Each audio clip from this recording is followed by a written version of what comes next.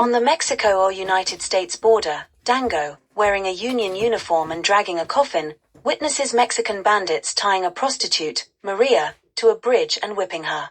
The bandits are dispatched by henchmen of Major Jackson, a racist ex-Confederate officer, who prepare to kill Maria by crucifying her atop a burning cross. Django shoots the men, and offers Maria protection. The pair arrive in a town, populated by Nathaniel, a bartender, and 5 prostitutes. Nathaniel explains that the town is a neutral zone in a conflict between Jackson's red shirts and General Hugo Rodriguez's revolutionaries. Jackson and his henchmen arrive at the saloon to extort Nathaniel. Django confronts 2 henchmen when they harass a prostitute, and ridicules Jackson and his beliefs. Django shoots the men, and challenges Jackson to return with his accomplices. Afterwards, he seduces Maria. Jackson returns with his gang. Using the machine gun contained in his coffin, Django guns down most of them, allowing Jackson and a handful of men to escape.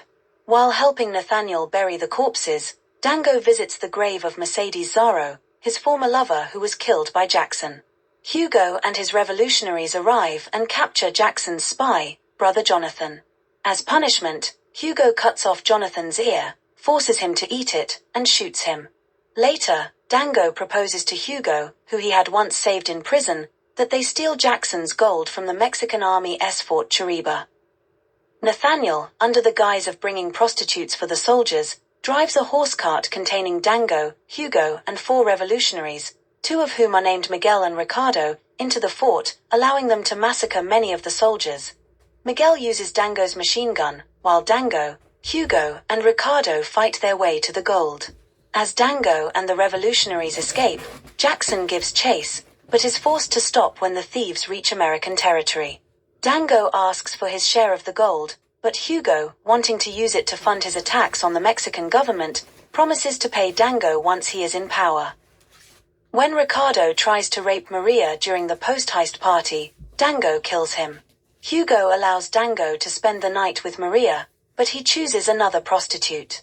The prostitute distracts the men guarding the gold, and Django enters the house via the chimney.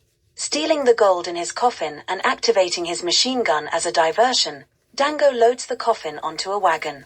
Maria implores Django to take her with him.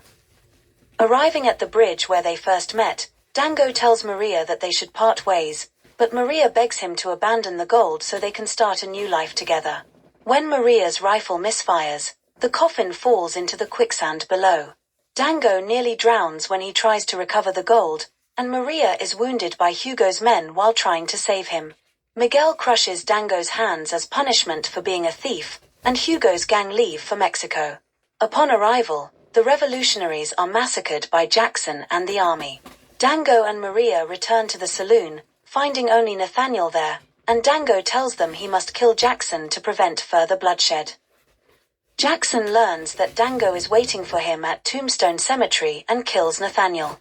Django, resting himself on the back of Zarro's cross, pulls the trigger guard off his revolver with his teeth and rests it against the cross, just as Jackson's gang arrive.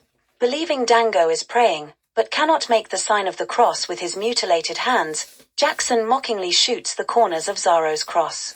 Django then kills Jackson and his men by pushing the trigger against the cross. Leaving his pistol on Zarro's cross, Django staggers out of the cemetery.